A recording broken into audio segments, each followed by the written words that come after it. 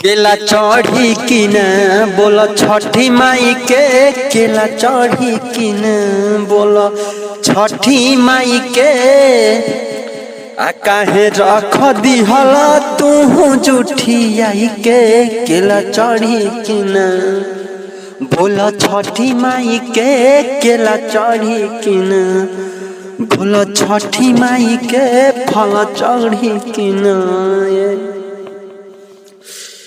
अंतर है लइको से लइका तो भइला ये राजा, लइको से लइका तो भइला ये राजा।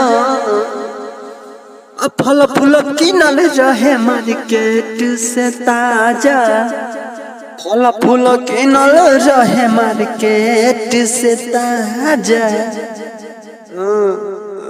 लइको से लइका तो भइला ये राजा, मार्केट से किनल रहे फल फूल ताजा। हाँ तो दोस्तों ये मुखड़ा आइसक्रीम है। दूसरा मार्केट तो बंद भइल तो ना देखो कहीं जाई के केला चढ़ी कि ना बोलो छठी माई के फल चढ़ी कि न बोलो छठी माई के तू तो रख दिहल देख जूठी आई के। हरे दूसरा अंतर है एहिला से वयनर सा रखनी चोराइनी, एहिला से वयनर सा तो हसे चोराइनी। आ जाई के बेरी तो दौरी में धइनी, छठी घाटे जाएला दौरी में धइनी। तो दोस्तों अगर वीडियो अच्छा लगे चैनल को सब्सक्राइब करें, घंटी बजा दें, वीडियो को ज़्यादा से ज़्यादा शेयर करें, लाइक करें, कमेंट करें, हमारे चैनल से जुड़े सब्सक्राइब करें। आइए आगे बताते हैं।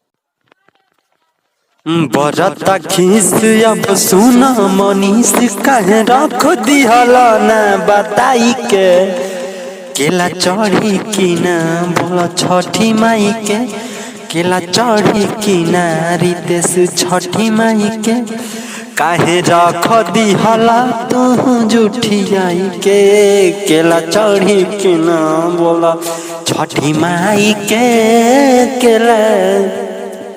तो दोस्तों वीडियो अगर अच्छा लगा आप लोग तो एक दिल से अच्छा लगा चैनल को सब्सक्राइब कर दीजिए प्लीज़, और घंटी बजा दे, वीडियो को ज़्यादा शेयर कर दीजिए। आशा नहीं पूरा विश्वास करता हूँ वीडियो अच्छा लगा आप लोगों को, तो जाते जाते लाइक कर दीजिए, चैनल को सब्सक्राइब कर दीजिए। आप स्टूडियो में गा सकते हैं बहुत ही जबरदस्त।